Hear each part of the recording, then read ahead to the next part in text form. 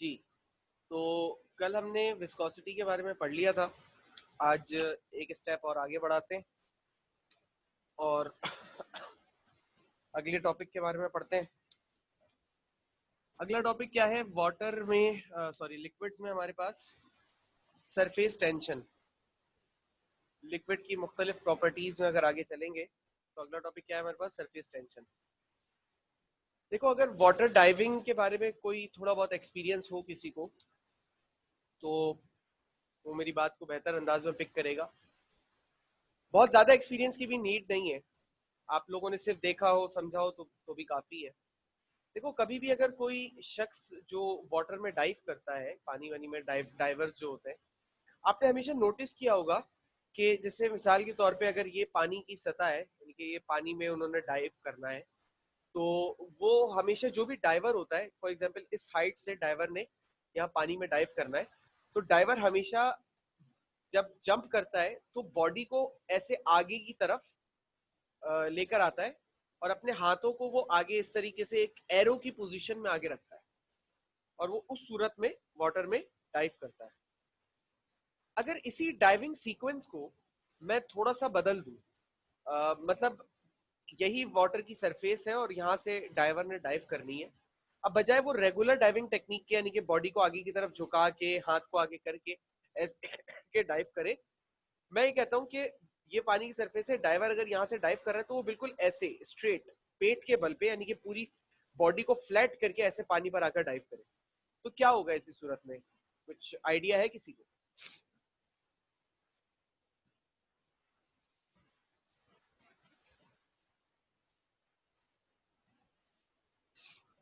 कोई आइडिया किसी को? No sir. क्यों, कभी पानी में डाइव नहीं की क्या? तुम लोग को पिकनिक की जरूरत है। तुम लोग पिकनिक पे जाओ, डाइव करके देखो, एक्सपीरियंस करो चीजों को। ये जब सर ब्रेन हेमरेज हो सकता है। Brain haemorrhage? यार, ब्रेन हेमरेज तो नॉट कंफर्म, लेकिन हो सकता है। ब्रेन हेमरेज तो कंफर्म नहीं, लेकिन हाँ, एक चीज है, पानी से चोट लगती है। अगर हम मिसाल के तौर पे ऐसे करके ऊपर से आके बिल्कुल फ्लैट बॉडी लेकर पानी पे ऐसे डाइव करेंगे, तो हमारे पेट पे, हाथ पे, मुंह पे, गर्दन पे, पूरी बॉडी पे जो हिस्सा वाटर से डायरेक्ट कांटेक्ट में आया होगा, वो उस पर चोट लगेगी, लाल हो जाएगा। और अगर बहुत ज्यादा हाइट से हमने डाइव की होगी इसी सूरत में, तो हमारा मतलब इतनी ज्यादा जख्मी हो सकते हैं कि हमारी मौत तक हो जाए, यानी कि पेट वगैरह भी फट सकता है, इतनी ज्यादा चोट भी आ जाती है। सवाल ये उठता है कि ये चोट आती क्यों है और क्या वजह है कि ये चोट आती है और क्यों ऐसा होता है। देखो, एक चीज मैंने इस चैप्टर के आगाज में जब टॉपिक पढ़ा रहा था आप लोग को बताई थी कि स्टेट्स ऑफ मैटर में सॉलिड के जो एटम्स होते हैं, चाहे वो कोई कंपाउंड हो या एलिमेंट हो, सॉलिड के एटम्स या मॉलिक्यूल आपस में बहुत ज्यादा जैम पैक होते हैं, एक दूसरे से बहुत ज्यादा टाइटली पैक होते हैं। हमने सॉलिड कंप्लीट कर लिया, तो आपने ये सॉलिड में बात बार बार मेरे मुंह से सुनी है। सॉलिड के मुकाबले में लिक्विड में ये फोर्स ऑफ अट्रैक्शन कम होती है। ऐसा नहीं होता कि होती ही नहीं है, कम होती है। और गैस में ये फोर्स ऑफ अट्रैक्शन होती ही नहीं है। लिक्विड में कम होती है, सॉलिड में बहुत ज्यादा होती है फोर्स ऑफ अट्रैक्शन, और गैस में होती ही नहीं। सही है। अब लिक्विड में फोर्स ऑफ अट्रैक्शन कम होती है मेरे स्टेटमेंट के मुताबिक, लेकिन होती तो है। तो अगर फोर्स ऑफ अट्रैक्शन होती है, तो इस फोर्स ऑफ अट्रैक्शन के कॉन्सेप्ट को जरा सा अगर मैं ब्रॉड करूं, तो सरफेस टेंशन आपको समझ में आ जाएगी। देखो, ये कंटेनर है जिसमें हमारे पास लिक्विड के मॉलिक्यूल्स हैं। अच्छा, लिक्विड के मॉलिक्यूल सर इतने टाइटली पैक तो होते नहीं है, तो आप इतने टाइटली पैक इनको बना क्यों रहे? ये मैं सिर्फ अभी समझाने के लिए बना रहा हूँ। ऑब्वियस सी बात ये सही है आपकी कि लिक्विड के मॉलिक्यूल्स इतने टाइटली पैक नहीं होते। अच्छा, अगर अट्रैक्टिव फोर्सेस की बात करूं, लिक्विड के ऊपर अट्रैक्टिव फोर्सेस की, तो मैं एक मॉलिक्यूल सिलेक्ट करता हूं कि जिसके ऊपर मैं फोर्स को एनालाइज करूंगा कि फोर्स ऑफ अट्रैक्शन कैसे, कहां और क्यों होती है।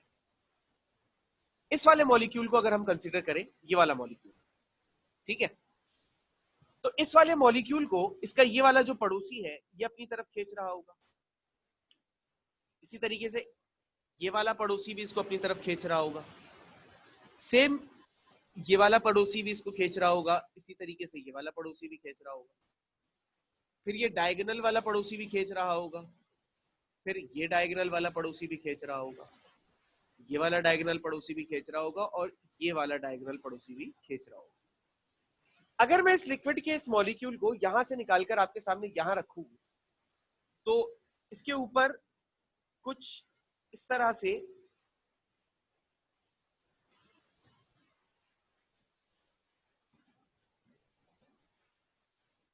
फोर्स ऑफ अट्रैक्शन होती है चारों जानिब से, ठीक है। अच्छा, अब थोड़ी सी फिजिक्स की बात करता हूं। एक ब्लॉक है और उसको मैंने जमीन पर रखा हुआ है। इस ब्लॉक पर मैं इसको इस जानिब से उस तरफ, इस तरफ धक्का दूं और मैं फोर्स अप्लाई करूं इसके ऊपर 10 न्यूटन, और उधर से आप में से कोई खड़ा हो जाए और इस तरफ धक्का दे और वो फोर्स अप्लाई करे 10 न्यूटन। मुझे एक बात बताओ, ये ब्लॉक कहां मूव करेगा? सर वापस अपनी जगह पे आ जाएगा। सर मूव नहीं करेगा। कहीं मूव ही नहीं करेगा, ठीक है, वेरी गुड। कहीं मूव नहीं करेगा या अपनी जगह पर ही रहेगा, सही है। अच्छा, कंडीशन को थोड़ा सा चेंज करते हैं। अगर यहां पर इस डायरेक्शन में फोर्स अप्लाई हो जाए 20 न्यूटन और इधर रहे 10 न्यूटन, अब बताओ कहां मूव करेगा block? Right side. Right side पे मूव करेगा, ठीक है। अच्छा, अब वापस आओ जरा इस तरफ। एक मॉलिक्यूल जो होता है वो अपने चारों जानिब मॉलिक्यूल से घिरा होता है, जैसे यहां पर हमें नजर आ रहा है डायग्राम में, और चारों तरफ के मॉलिक्यूल्स उसको खींच रहे होते हैं। आपके हिसाब से आपको क्या लगता है कि इस मॉलिक्यूल पर, जिसको चारों जानिब से दूसरे मॉलिक्यूल्स खींच रहे हैं, तो क्या ऐसा होगा या ऐसा हो सकता है कि कोई मॉलिक्यूल ज्यादा पावर से खींचे, कोई मॉलिक्यूल कम पावर से खींचे, या सारे मॉलिक्यूल की जो खींचने की सलाहियत या ताकत होगी वो एक जैसी होगी? आपके हिसाब से क्या हो सकता है?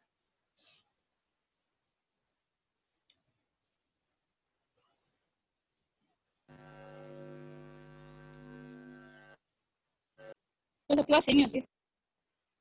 क्या कह रही हो राया, दोबारा बोलो। तो सेम ही होती है। सेम होती है, चलो मुझे एक जवाब मिला, सेम होती है। अच्छा, बाकी एग्री करेंगे इस बात से या किसी को डिसएग्रीमेंट है?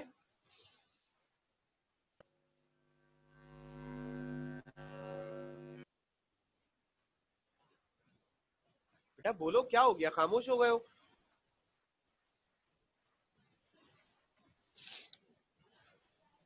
एग्री।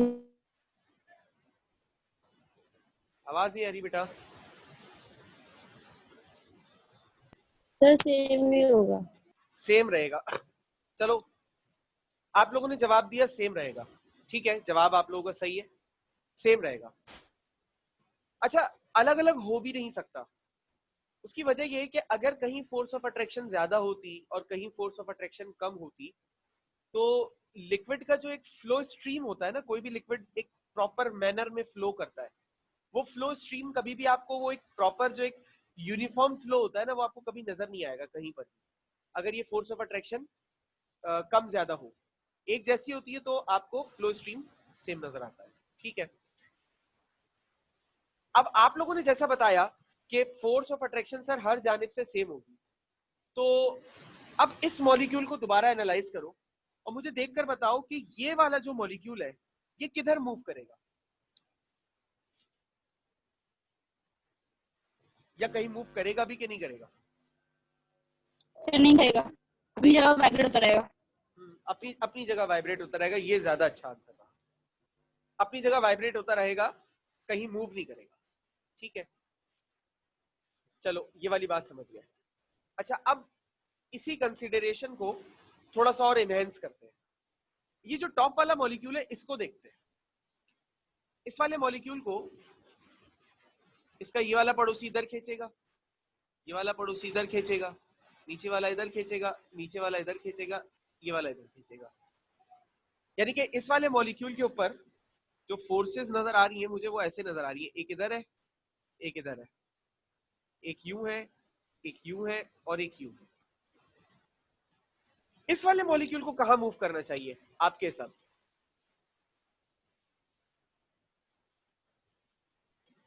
सर थोड़ा सा नीचे की तरफ। थोड़ा सा नीचे की तरफ। गुड। उसकी क्या वजह? उसकी वजह सर ये कि यहां पर ना ये वाली दोनों फोर्सेस तो सर कैंसिल हो जाएंगी क्योंकि इक्वल रहेंगी। अलबत्ता ये जो तीन फोर्सेस होंगी ना, इनको बराबर करने के लिए ऊपर कोई फोर्स नहीं है, नीचे की तरफ ये थोड़ा खिंचेंगे। ठीक है, एक मिनट बेटा रुकिएगा प्लीज। सही है भाई। तो जैसा कि आप लोगों से बात हुई, ये वाला जो मॉलिक्यूल होगा ये थोड़ा सा नीचे की तरफ पुल होगा, इनवर्ट पुल इस पर अप्लाई हो जाएगा। ठीक है, अब वापिस आओ मेन डायग्राम की तरफ। इस मेन डायग्राम में जो सरफेस के सारे मॉलिक्यूल्स होंगे, उन सरफेस के सारे मॉलिक्यूल्स के साथ इसी तरह का फिनोमिना होगा, और सरफेस के अलावा जितने भी अंदर बल्क के मॉलिक्यूल्स होंगे, यानी कि अंदर वाले जो मॉलिक्यूल्स होंगे, उन सब पर ऐसा फिनोमिना अप्लाई होगा। एग्री करते हैं सब इस बात पे मेरी? Yes sir. जी सर। Yes sir. चले सब, अब अगर एग्री करते हैं तो अब थोड़ा सा जहन को मेरी बात पर लगाकर सोचना जरा। देखो, ये जो मॉलिक्यूल थे जिनके ऊपर कहीं कोई फोर्स नहीं थी, इनको कहीं भी मूव कराना निस्बतन आसान होगा।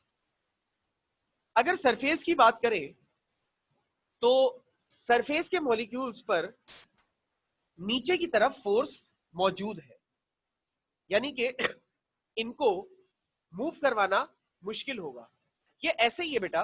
देखो, अभी अगर मैं खड़ा हुआ हूं, एक बिल्कुल कहीं से जुड़ा हुआ, बंधा हुआ, रुका हुआ नहीं हूं, सही है, कोई अगर आकर मुझे धक्का दे तो मैं किसी भी जानिब चला जाऊंगा इस कंडीशन की तरफ, यानी कि कोई फोर्स नहीं है, कुछ भी नहीं है, सब तरफ से बराबर है। कोई आकर मुझे हल्की सी कहीं और कोई और पुश दे दे तो मैं उस तरफ मूव कर जाऊंगा, धक्का दे दे कोई, मूव कर गया।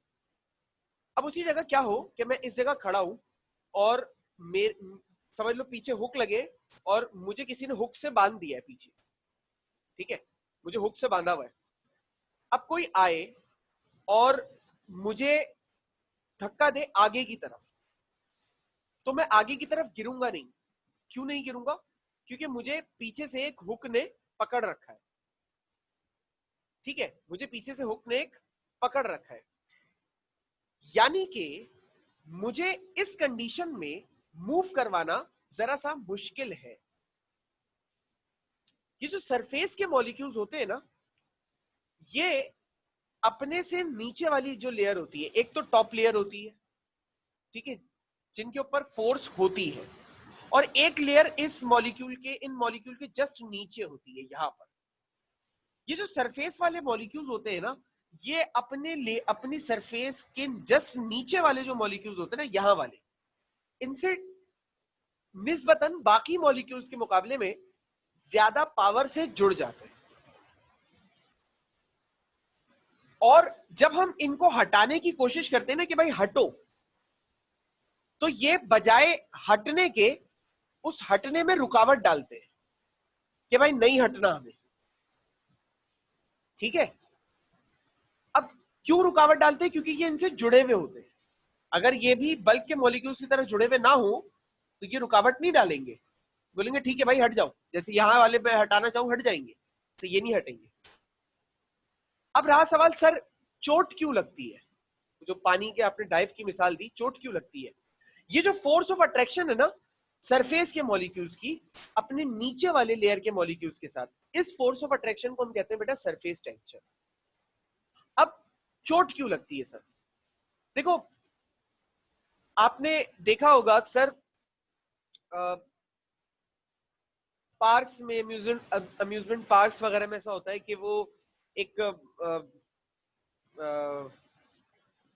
सर्कुलर सी एक चादर टाइप की होती है जिसपे स्प्रिंग्स लगे हुए होते हैं और हम ऊपर से उस पर छलांग लगाते हैं। बच्चों के खेलने का होता है वो, तो ऊपर से छलांग लगाते हैं और उस पर उछलते हैं, कुछ ऐसा। या आपने टीवी में, फिल्मों में एक चीज देखी होगी कि अगर कभी कोई शख्स ऊपर से छलांग लगा रहा हो, गिर रहा हो, तो लोग नीचे की तरफ कोई चादर या कोई इस तरह की चीज पकड़कर खड़े हो जाते हैं, कोई जाल, कोई चादर, कि वो शख्स आकर उसमें गिरे। तो ये जो सरफेस के मॉलिक्यूल्स होते हैं ना किसी भी लिक्विड के, ये क्या करते हैं, ये टाइटली पैक कर देते हैं, यानी कि एक चादर की सूरत बना लेते हैं। सही है, एक चादर की सूरत बना लेते हैं बिल्कुल सरफेस के ऊपर। जब हम उस चादर की मतलब उस सरफेस पर आकर ऐसे की ऐसे गिरते हैं यूं, तो समझ लो ये जो सरफेस की टेंशन होती है या ये जो चादर होती है, ये हम पे ऑपोजिट फोर्स अप्लाई करती है। अब चूंकि हमारी बॉडी होती है तो वो ऑपोजिट फोर्स पूरी की पूरी हमारी बॉडी सहती है, जिसकी वजह से हम जख्मी होते हैं। अच्छा सर, अगर हम ट्रेडिशनल वे में यानी कि ऐसे एरो की तरह हाथ को आगे करके ऐसे डाइव करते हैं तो क्यों नहीं लगती चोट? तो इसलिए नहीं लगती कि मान लो कोई शख्स ऊपर से नीचे गिर रहा है और गिरते वक्त वो इस तरीके से यूं करके इस पोजीशन में गिरे, और गिरते वक्त वो अपने हाथ में एक तेज धार वाली छुरी पकड़ ले यूं, तो जब वो यहां आएगा चादर पर, तो तेज धार वाली छुरी इस चादर में घुस जाएगी, घुसकर क्या करेगी, इस चादर को फाड़ देगी। जब फाड़ कर ये आप मजीद नीचे की तरफ आओगे तो इसका शिगाफ जो होगा, यानी कि जो मतलब पहले नोक चुभेगी तो इतना सा सुराख होगा, जैसे जैसे छुरी आगे बढ़ती जाएगी वैसे वैसे ये सुराख बड़ा होता चला जाएगा, और अल्टीमेटली आप आसानी से क्या, आप उस चादर को फाड़कर नीचे की तरफ आ जाओ। सेम इसी तरीके से जब कोई डाइव करता है और अपने हाथ को ऐसे आगे की तरफ नोक चोंच बनाकर रखता है, तो जो हमारे हाथ होते हैं ना आगे जो नोक की तरह निकले हुए होते हैं, ये छुरी का काम करते हैं, और इस सरफेस टेंशन की चादर को ये काटते हुए आगे की तरफ बढ़ते हैं। बात समझ में आई? कॉन्सेप्ट समझ में आया सरफेस टेंशन का?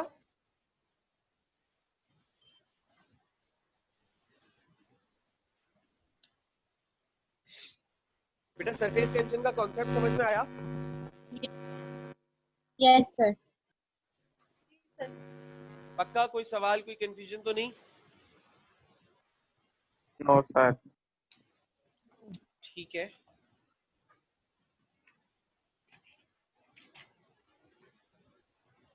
एक मिनट रुकिएगा। ये वाली जी। देखो, यहां मैंने ये चीज बताई, ये जो बीच के मॉलिक्यूल्स होते हैं, ये बीच के मॉलिक्यूल पर, जैसे ये वाला मॉलिक्यूल है, इस मॉलिक्यूल को इसके चारों तरफ के मॉलिक्यूल्स खींच रहे हैं अपनी जानिब, यानी कि ये वाला मॉलिक्यूल इसको इस तरफ खींच रहा है, ये वाला मॉलिक्यूल उस तरफ, ये वाला मॉलिक्यूल नीचे, ये वाला मॉलिक्यूल ऊपर, यहाँ पे क्रॉस में और यहाँ पे क्रॉस में, जिसकी वजह से इसके ऊपर इस तरह की फोर्सेस आ जाएंगी। अब देखो, तो सारी तरफ की जो फोर्सेस है वो इक्वल है, जिसकी वजह से ये वाला जो मॉलिक्यूल है ये किसी भी तरफ जाएगा नहीं, किसी की तरफदारी नहीं करेगा। लेकिन अगर यही वाला फोर्स फिनोमिना मैं सरफेस के मॉलिक्यूल पर लेकर जाऊं, तो ये जो सरफेस का मॉलिक्यूल होता है इसके इर्द गिर्द ये दो मॉलिक्यूल है और नीचे ये वाले मॉलिक्यूल है। अभी जो सरफेस के पड़ोस में आपको दो मॉलिक्यूल्स नजर आ रहे हैं सरफेस मॉलिक्यूल के, इस तरफ तो फोर्स बराबर हो जाएगी, यानी कि ये वाला मॉलिक्यूल और ये वाला मॉलिक्यूल इसको बराबर पावर से खींच रहे होंगे, जिसकी वजह से ये दोनों फोर्सेस कैंसिल हो जाएंगी। अब बचेंगे सिर्फ ये नीचे की फोर्सेस। अब नीचे की फोर्स को बैलेंस करने के लिए ऊपर की जानिब कोई फोर्स नहीं है, इसका मतलब नेट फोर्स इस मॉलिक्यूल पर आ जाएगी। वो क्या होगी? वो नीचे की तरफ नीचे वाले मॉलिक्यूल से चिपकने की होगी या अट्रैक्ट होने की होगी। अच्छा, ये वाली जो अट्रैक्शन होगी ये सिर्फ ये वाला मॉलिक्यूल तो नहीं करेगा, ये भी ऐसे ही करेगा, ये भी ऐसे ही करेगा, ये भी ऐसे ही करेगा, और भी जितने होंगे वो सरफेस के सारे ऐसे ही करेंगे। अब इसकी वजह से क्या होगा कि जो सरफेस के सारे मॉलिक्यूल्स होंगे ये अपनी सरफेस के नीचे वाली लेयर के मॉलिक्यूल से ना बहुत ज्यादा टाइटली ज्वाइन हो जाएंगे। अब इस टाइट ज्वाइनिंग की वजह से ये जो टाइट ज्वाइनिंग होगी, इसे कहते हैं हम किसी भी लिक्विड की सरफेस टेंशन। ठीक है सुमैया? Okay sir. अच्छा, अब बात अगर करें कि सरफेस टेंशन की अंग्रेजी में सर डेफिनेशन क्या होगी, तो force per unit length on any surface of liquid, किसी भी लिक्विड के ऊपर अप्लाई होने वाली फोर्स, यूनिट फोर्स, उसे सरफेस टेंशन कहा जाता है। अच्छा, फोर्स को मेजर करने का यूनिट आप लोगों को मेरे ख्याल से पता होगा, क्या होता है फोर्स का यूनिट?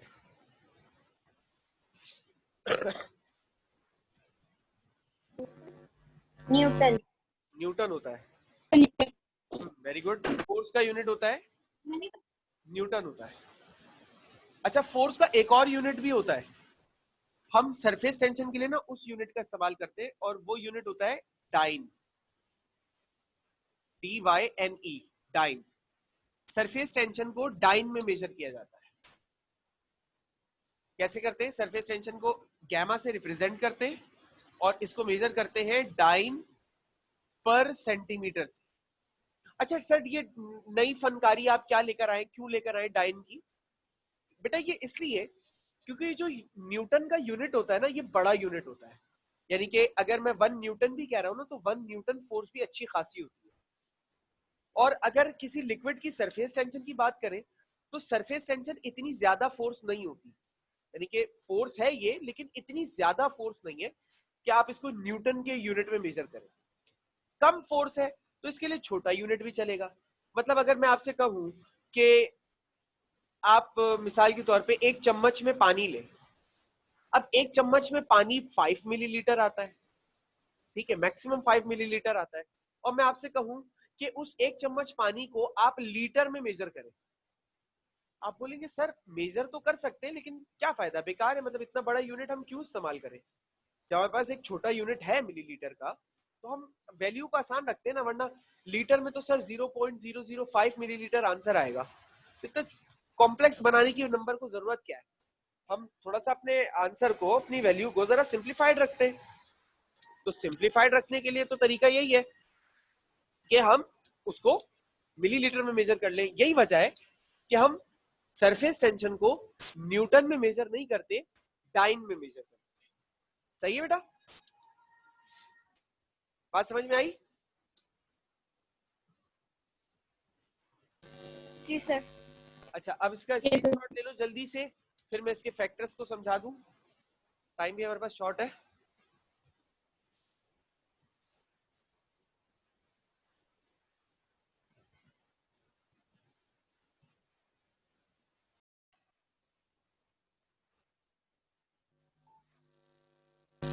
कि आगे बस हम अपनी इख्तितामी बात की तरफ चलेंगे, जल्दी बताएं। सर एक बार सिर्फ इसकी शॉर्ट डेफिनेशन बता दे ताकि मैं लिख लूं। अच्छा, आपने बताई थी लेकिन मैंने नोट नहीं कर पाया था। कोई मसला नहीं बेटा, नोट्स आ जाएंगे। Force per unit length on the surface of liquid, ये इसकी डेफिनेशन है। ओके सर, ठीक है, सही। ओके।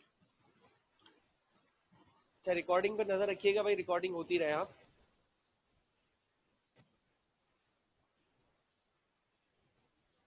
अच्छा, अब बात करते हैं, जैसे कल हमने विस्कोसिटी के फैक्टर्स अफेक्टिंग विस्कोसिटी पढ़े थे ना, कि कौन से फैक्टर्स हैं, यूनिट पढ़ लिया, कैसे रिप्रेजेंट करते हैं ये देख लिया हमने, स्क्रीनशॉट ले लिया था ना। तो अब हम देख लेते हैं कि फैक्टर्स क्या अफेक्ट करते हैं सरफेस टेंशन पर। मैं चाहूंगा कि आप लोग कुछ कुछ बातें अगर बताएं इस हवाले से तो जरा अच्छा रहेगा। Factors affecting surface tension, surface tension पर फैक्टर्स कौन कौन से असरअंदाज होते हैं, तो बता सकते हैं कौन से फैक्टर्स होंगे? कोई कोई फैक्टर अगर आप बता सकते हो।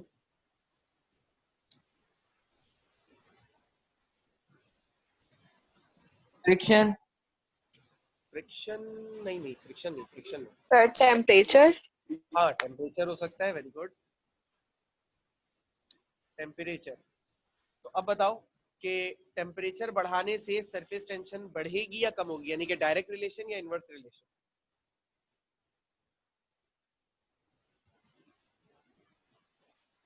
बढ़ेगी सरफेस। नहीं, इनवर्स रिलेशन होता है बेटा।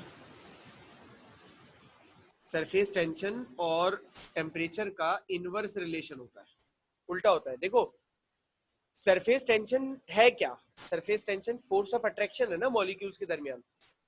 जब हम किसी चीज को टेम्परेचर देते हैं तो उसकी काइनेटिक एनर्जी बढ़ती है।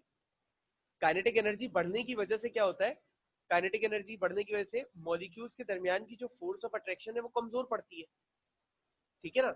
मॉलिक्यूल्स एक दूसरे को ज्यादा पावर से धक्का देने लग जाते हैं, तो भाई दूर हो जाओ, तो वो काइनेटिक एनर्जी बढ़ने की वजह से एक दूसरे से दूर दूर होते हैं। तो जब मॉलिक्यूल एक दूसरे से दूर दूर होने लगेंगे तो सरफेस टेंशन कम हो जाएगी ना। सरफेस टेंशन में तो मॉलिक्यूल एक दूसरे के करीब आते हैं, दूर जाएंगे तो कम होगी। बात समझ में आ गई?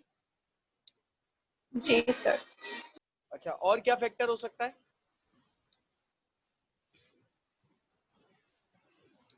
एक तो आप लोगों ने बताया, दो तीन फैक्टर तो होने चाहिए ना, तीन चार कम से कम। एक और बताओ कोई। इम्प्योरिटी। क्या कह रही हो, दोबारा बोलो बेटा। इम्प्योरिटी। इम्प्योरिटी, हाँ इम्प्योरिटी बिल्कुल असरअंदाज होती है, इम्प्योरिटी भी होती है। Very good. तो बताओ इम्प्योरिटी से क्या होगा, इनवर्स या डायरेक्ट?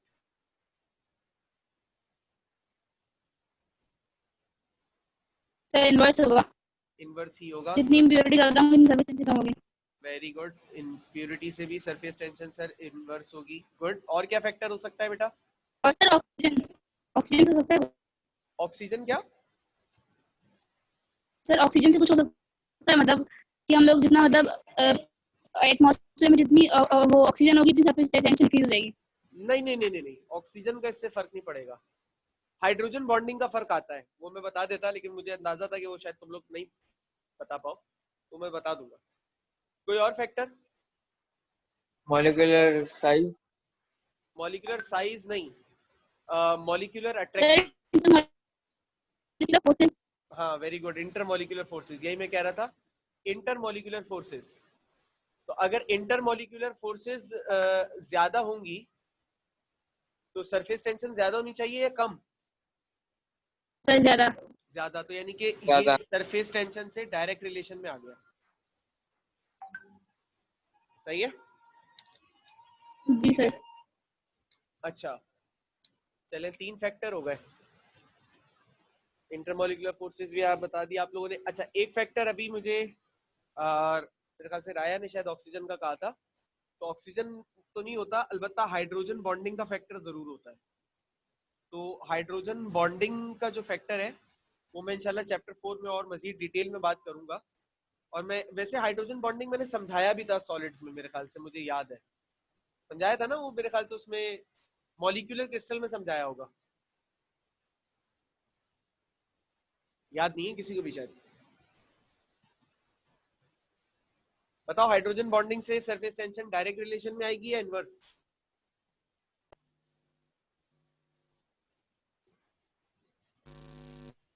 जल्दी बताओ। Sir inverse.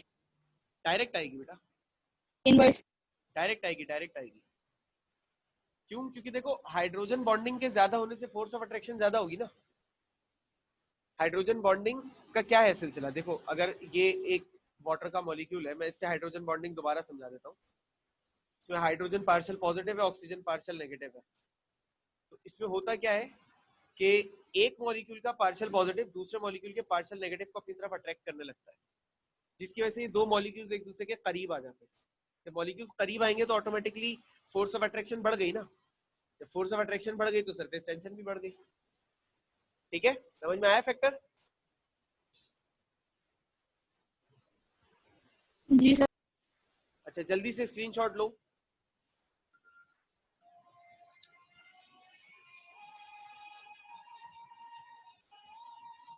ले लिया बेटा स्क्रीनशॉट? जी सर ले लिया। ठीक है, आगे चलते हैं। जी ले लिया।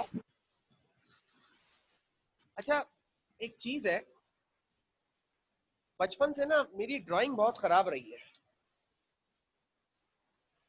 मतलब मुझे जेन्युइनली बायोलॉजी बहुत पसंद है, लेकिन मैं एक इंजीनियरिंग का स्टूडेंट हूँ, इंजीनियरिंग कर रहा हूँ, और बायोलॉजी में मुझे जूलॉजी बहुत पसंद है, यानी कि जानवरों में मुझे बचपन से ही बहुत ज्यादा इंटरेस्ट रहता है। आज भी मुझे अगर टाइम मिलता है तो मैं मुख्तलिफ किस्म के जानवरों के बारे में पढ़ता हूँ या देखता हूँ। तो मैं समझता हूँ कि अगर मेरी ड्राइंग थोड़ी सी अच्छी होती तो मैं इंजीनियरिंग नहीं करता, मैं जूलॉजिस्ट बनता जरूर, क्योंकि मुझे इतना ज्यादा अट्रैक्शन है इस फील्ड की तरफ। खैर, लेकिन ड्राइंग चूंकि बचपन से खराब है तो इसलिए हम इस तरफ गए नहीं। अब कोई ये मत बोलना मुझे कि सर ड्राइंग से कुछ नहीं होता, हो जाती है। भाई मेरी खराब है वो, अभी अब मैं कुछ बनाता हूँ तो मैं चाह रहा हूँ कि आज मैं अपनी ड्राइंग का टेस्ट तुम लोगों के सामने दे दूँ, तो तुम लोग मुझे जरा जज करके बताना कि मेरी ड्राइंग कौन सी अच्छी है। मैं एक मंजर कशी यहाँ पे करना चाह रहा हूँ कि वैसे भी आज बारिशों का बड़ा सीजन रहा है ना, अभी तो कर देते हैं यहाँ पर, ठीक है। तो अभी बारिशों का बड़ा मौसम रहा है, तो उस लिहाज से समझ लो बादल छाए हुए काले, और मैं खड़ा हूं और बारिश एंजॉय करने की कोशिश कर रहा हूं। और ये समझ लो जुमेरात का दिन है, ठीक है। और जुम्मे के दिन भी बारिश हुई थी, तो बारिश तो मुझे पसंद ही है। तो जुम्मे के दिन भी मैं खड़ा हूं और बारिश एंजॉय कर रहा हूं। बादल बरस रहे,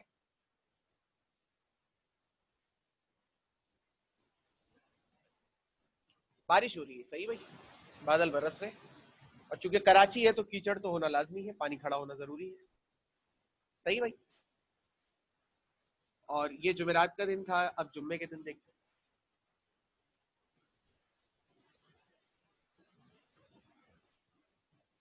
बारिश हो रही है बारिश। वही पाकिस्तान कराची है तो पानी तो खड़ा होना लाजमी है। अच्छा, अब आप लोग मेरे ड्राइंग के टीचर हैं, तो मैं चाह रहा था कि अगर आप लोग मेरी इन दो ड्राइंग्स को देखते हुए आउट ऑफ 10 मार्किंग करें तो क्या होगी आप लोग की मार्किंग मेरी इस नाकिस सी कोशिश पर? Sir 7 out of 10। क्या? 8 out of 10. अच्छा 7 आउट ऑफ 10। इस वाले में बताओ, इस वाले में बताओ, इसमें आउट ऑफ 10 कितने? इस वाले में 6 आउट ऑफ 10 और इस वाले में 7 आउट ऑफ 10। अच्छा, इस वाले में 6 आउट ऑफ 10। मुझे राया ने बोला माशाल्लाह तुम्हारी ड्राइंग तो अच्छी है वैसे यार। राइट वाले में 7। तुम्हारे स्केचेस तो मुझे अच्छे लगते हैं वैसे। अच्छा, सब एग्री करेंगे इससे क्या 6 आउट ऑफ 10, या कोई और कम करना चाहेगा? मुझे पता है ज्यादा कोई नहीं करेगा, कम ही करेंगे। या इसको ऐसा कर लेते हैं कि सर 0 से लेस देन इक्वल टू 6, ऐसा कर लेते हैं, अब सही है। अच्छा, इस वाले में आउट ऑफ 10 8. 7 तो सही। इसको भी कर लेते हैं 0 अप टिल 7। अच्छा, एक सवाल है मेरा, इसमें एक नंबर कम क्यों दिया है, इसमें एक नंबर ज्यादा क्यों दिया है? बारिश की वजह से। बारिश जो है ना वो थोड़ी बारिश की बूंद इसमें बारिश की बूंदें अच्छी नहीं है, सर आपने सर्कल किया, नहीं। उसमें आपने ड्रॉप बनाया प्रॉपर। तो उसमें मैंने ड्रॉप्स बनाए, और इसमें क्या बनाया? इसमें मैंने दिखाया बर्फ पड़ रही, ओले गिर रहे, उसमें स्नोफॉल हो रही है, उसमें स्नोफॉल तो फॉल हो रही। सही है, ये भी ठीक है। यार पता है मुझे, मैं जब भी सरफेस टेंशन समझाता हूँ तो मैं ऐसे ही समझाता हूँ, और ये मैं इसलिए समझाता हूँ कि मुझे कुछ याद दिलाता है। जैसा कि मैंने बताया मेरी ड्राइंग तो बचपन से खराब रही है, तो मेरे ख्याल से मैं 3 में था शायद, या 4 में था, आई थिंक सो। सही से याद नहीं है। तो हमारी ड्राइंग की एक मिस थी स्कूल में, मिस लुबना। अच्छा, उनकी करामत ये थी माशाल्लाह से, वो 1 से लेकर 8 क्लास तक के तमाम क्लासेस को वही ड्राइंग पढ़ाती। और मैं समझता हूँ कि वाकई आर्टिस्टिक लिहाज से वो बहुत अच्छी टीचर थी, मतलब बहुत अच्छा उनका आर्ट वर्क और क्रिएटिव वर्क होता था। मुझे ड्राइंग बनानी नहीं आती, लेकिन मैं आर्ट की कदर करता हूँ, तो वो वाकई बहुत अच्छी टीचर। तो 3 या 4 क्लास की बात है, उन्होंने एक सीनरी हमें बनाने के लिए कही। उस सीनरी में भी कुछ ऐसे ही था कि कुछ बच्चे हैं, वो दरख्त है और कुछ पीछे बैकग्राउंड में पहाड़ नजर आ रहे हैं, बादल दिखाने और बारिश हो रही है। सबने कोशिश की सीनरी बनाने की, मैंने भी की। अच्छा, सबने सीनरी बनाई, मैंने भी सीनरी बनाई, सबने चेक कराई, सबको माशाल्लाह से मिस ने अच्छे अल्फाज और इनामात से नवाजा। मुझे उन्होंने चमाट मारा, मुझे आज भी याद, मैं पिटा, नहीं ये सीनरी है तुम्हारी। अच्छा, मैंने सीनरी अपने सामने रखी और बराबर में मेरे एक दोस्त की मैंने अपनी सीनरी रखी। मैंने बोला मिस इन दोनों में फर्क क्या है, हम दोनों ने एक जैसी बनाई है। मिस ने बोला तुम पागल हो। मैंने बोला नहीं मिस, मतलब क्या गलती है, गलती तो बताएं। तो उन्होंने बोला पानी के कतरे ऐसे बनते हैं क्या। मैंने पानी के कतरे ऐसे बनाए थे। पानी के कतरे ऐसे बनते हैं। मैंने बोला मिस गोल नहीं होते तो क्या चकोर गिरते हैं आपके ऊपर पानी, मतलब आपके घर में पानी का चकोर उसमें आता है। मैंने तो सिर्फ मिस गोल ही देखा है, पानी का कतरा गोल निकलता है। बोले तुम पागल हो ये वो। मैं मजीद और कुटा, 3-4 की बात है। फिर मिस ने मुझे बनाकर दिखाया कि पानी का कतरा बेटा ऐसे बनता है, ऐसे। उस दिन से मैं इस सोच में पड़ गया कि पानी का कतरा ऐसे क्यों बनता है, ऐसे क्यों नहीं बनता। इसका जवाब मुझे 9 क्लास में जाकर मिला कि इसकी वजह सरफेस टेंशन है। ये ड्राइंग बनाने का मकसद ये था, अपनी पुरानी याद में ले जाने का मकसद ये था कि एक साइंटिफिक रीजन आता है पेपर में, why falling drop of a liquid is always spherical in shape. गिरते हुए लिक्विड का कतरा स्फेरिकल शेप का क्यों होता है, ये पूछते हैं। ये सर्कुलर शेप है और इसे कहते हैं स्फेरिकल शेप, यानी कि एक साइड से गोल और दूसरी साइड से चपटी, थोड़ी कुछ इस तरह से, ऐसी शेप को कहते हैं स्फेरिकल। क्यों होता है? तो अब इस रीजन का जवाब मैं देने लगा हूं, इसका स्क्रीनशॉट मत ले लेना।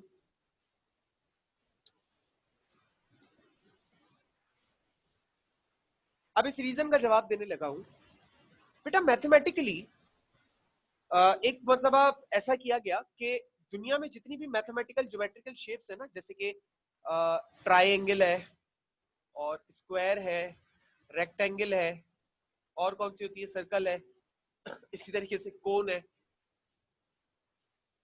और स्फेयर ले लो। स्फेयर थोड़ा सा चट्टा होता है, इस तरीके से स्फेयर ले लो एक तरफ से, इस तरीके से कुछ, ठीक है। सारी शेप्स को रखा गया और सारी शेप्स को डायमेंशन के लिहाज से इक्वल बनाया गया। यानी कि जैसे कि ये वाली साइड है ट्राइंगल की, अगर ये 4 सेंटीमीटर की ली गई तो इसकी भी 4 सेंटीमीटर की, इसकी भी 4 सेंटीमीटर की, इसका रेडियस भी 4 सेंटीमीटर का लिया गया, इसका भी, इसका भी। इस तरीके से डायमेंशन के लिहाज से सारी शेप्स को सेम मतलब डायमेंशंस के ऊपर बनाया गया। जब सारी शेप्स को सेम डायमेंशंस पे बना लिया गया, उसके बाद इन तमाम शेप्स का वॉल्यूम निकाला गया। हर शेप का अपना वॉल्यूम का फॉर्मूला है, मुझे सबका वॉल्यूम का फॉर्मूला याद नहीं है। मुझे इवन स्फेयर का भी याद नहीं है, मेरे ख्याल से 4/3 पाई आर स्क्वायर होता है या पाई आर क्यूब होता है, इंटरनेट पे जाके देख लें। जब सारी शेप्स का वॉल्यूम निकाला तो पता ये चला कि सबसे कम वॉल्यूम लीस्ट वॉल्यूम किसका था पता है? स्फेयर का था। डायमेंशनली सारी शेप्स इक्वल है, लेकिन वॉल्यूम सबसे कम स्फेयर का है। ये बात समझ में आई मेरी?